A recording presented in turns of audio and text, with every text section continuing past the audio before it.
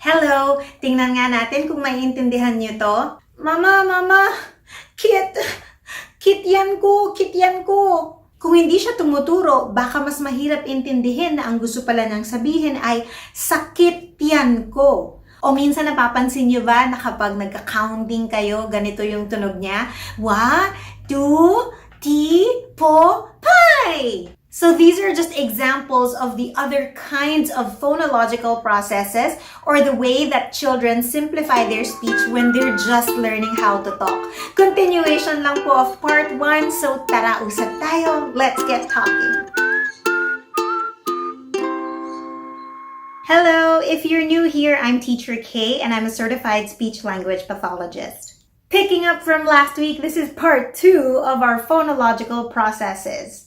Please feel free to go back and watch that first because there I gave a more detailed explanation of the definition of phonological processes. Last week I gave more examples on the sound substitutions or assimilations that children do to simplify speech. This week I'm going to have more syllable structure examples. Ibig sabihin yung mga pagbabago sa mga pag-produce nila ng sound kasi may mga either nawawala or nababawasan kaya hindi masyadong klaro yung pagkakabigkas nila ng mga salita.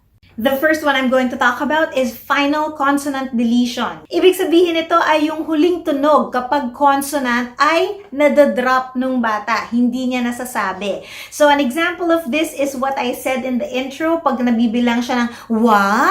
So, yung wa, yung last consonant nun dapat pero hindi niya nasasabi yung sound. So, this could be because of final consonant deletion. Other examples are instead of saying ball, masasabi lang nila bo. Or kapag humihingi sila ng tubig, tas ang nasasabi lang nila tubi. So, nawawala yung huling g na tunog. So this is a natural occurrence for children that are under 3 years old. But on average, children at 3 years and 3 months old stop doing this na.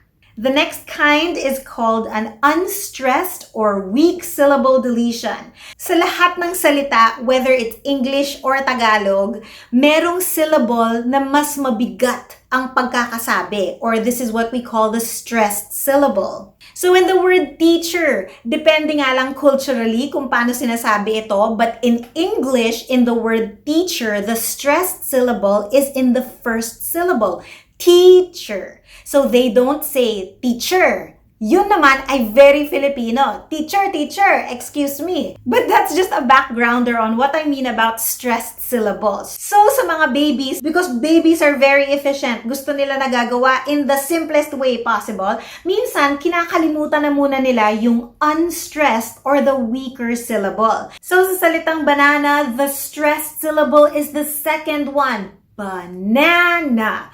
So, minsan there's a tendency, kakalimutan na lang nila muna yung first syllable, di naman stressed eh. So, ang nasasabi lang nila ay nana. So, an example in Filipino is maybe when they're saying hindi, pero dahil weaker yung hin sa hindi, ang masasabi lang nila ay di, ayaw. By around 4 years old, nag-fade na itong phonological process na ito and it dissolves by itself. Another kind is what we call cluster reduction. Yung cluster naman ay yung two consonant sounds na magkadikit natin sinasabi. For example, in Tagalog, braso. Pero ang nangyayari kapag reduce nila yung cluster, imbes na braso, BR is the cluster, magiging baso na lang.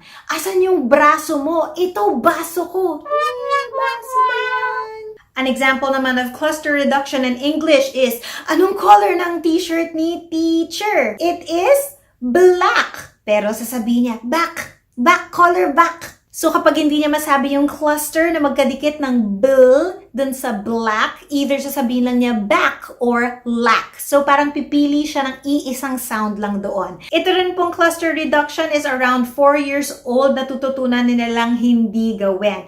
Except for if the cluster includes an S sound. Because if you've seen my sound acquisition chart, later on pa talaga mamamaster yung S sound. So the age of dissolution of clusters with the S sound is around 5 years old. Ngayon, balik naman tayo to more examples of substitutions kasi ito talaga yung madalas ginagawa ng mga baby or ng mga young children.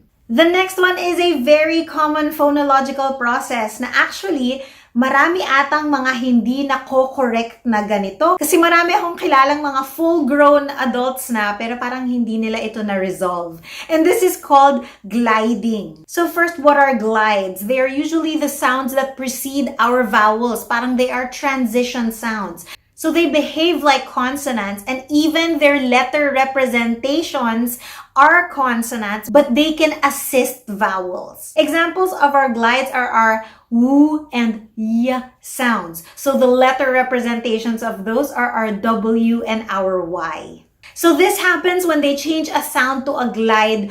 Often, they change the L and R sounds. So for example, imbis na sabihin nilang, my name is Maria, ang masasabi nila, my name is Mawia. Ang cute, di ba?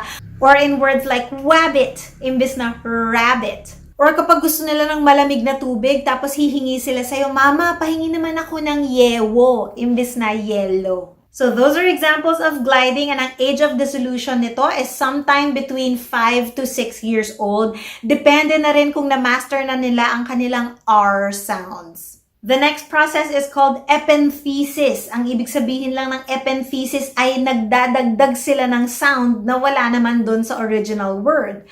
Usually, they insert the sound within the word, so sa gitna. But sometimes in Filipino, marami din akong napapansin na at the beginning of the word. So some examples are instead of saying black, they will say black. So nagkaka-extra sound in the middle. And also when they sing twinkle, twinkle, little star. So wala naman talagang I before the S. So parang kapag bumubuelo sila, para masabi nila yung S sound by adding an I star, that is an example of epenthesis. This has a pretty late age of dissolution and can go away at around mga 6 years old pa. The next process is called Metathesis. And nako, usong-uso to sa mga Pilipino kahit noong mga 70s pa. Kaya 'di ba, may mga terms tayo ng mga yosi. Actually, galing yan sa metathesis ng sigarilyo na pinagbaliktad naging yosi, or yung mga repa for pare. Hindi ko po edad yan ha, naririnig ko lang yan. But also now, we use metathesis sa mga lodi. Lodi ko yan for idol. So sa metathesis, ang nangyayari ay yung sequence ng pagkakabuo ng word medyo nagkakahalo-halo. One of the most common examples of metathesis is when children try to say spaghetti, tapos ang hirap for them, so ang sinasabi nila stapegi or other variations of this. Sa salita ding salbabida, maaaring maguluhan sila doon sa B and D sounds within the word. So, minsan nagiging salbadiba. In English naman, an example is when they try to say the word ask, as in asking a question. Nagkakabaliktad yung S tsaka yung K, and sometimes nagtutunog axing. Age of dissolution of metathesis is also around 6 years old. At kapag nakarinig kayo ng istapegi, ay combo process na po yan of epenthesis and metathesis. And when I say that those were the last ones that I discussed, doesn't mean na na-discuss ko na lahat ng phonological processes sa mundo. I left out others that were not as common, and medyo technical na kasi yung explanation. So let's move on to what we can do so that we can help them practice saying words better para ma-dissolve ang kanilang phonological processes. So as with my other articulation videos, it always starts with oral awareness and showing them and highlighting what parts of my mouth should be touching what parts to make the sound better, to make it properly. So from the examples last week, let's take the word dog, but they keep saying gog. So you can say, where's your tongue? Can you put your tongue to the front so that you can say dog? So this is called giving them a visual cue by showing them, oh, I need to see the tongue right behind the teeth for dog. Because if you say gog, where's the tongue? I can't see it. It's all the way to the back. You can also try auditory highlighting or making them hear na there's something different with the way that mommy is saying it and something different in the way that you're saying it. So for example, in our earlier word ball, kapag nasasabi lang niyang bo, pwede mong sabihin, bo? Oh, you want the ball. So just the fact na lalakasan mo and hahabaan mo yung pagkasabi ng last sound na nawawala, is already highlighting to them, I need to hear that next time. Without having to say it. You're just modeling all of this. For children that are having trouble with their syllable structure, or for example, the weak syllable deletion. So kapag sinabi niyang nana, sabihin mo, banana. Banana. You want the banana? And just showing them visually na, oh, there's 3 sounds pala dapat na sinasabi ko. At ang nasasabi ko lang ay nana. You know, that is already raising their awareness na, okay, I'll step it up next time. I'll try saying 3 sounds. So visual cue po ulit.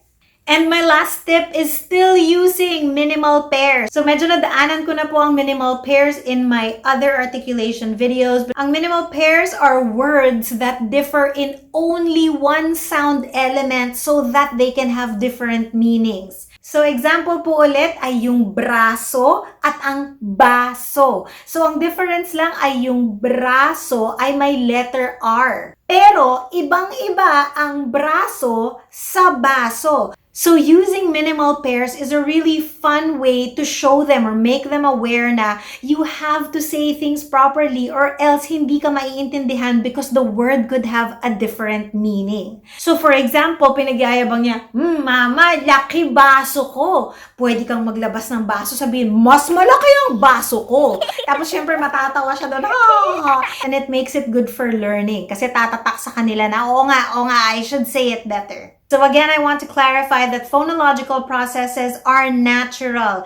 They are what children do to simplify the words para masabi nila kapag they are still learning and practicing how to say things better. It becomes a problem if the child has a language delay because speech and language will develop together. And it may be a disorder if sobrang layo na nung age of dissolution from either their chronological age or their language age if they are language delayed. So kung may mga napansin kayong errors tapos medyo lagpas na sila dun sa age of dissolution that I told you about, I advise you to seek help from a professional like a speech language pathologist.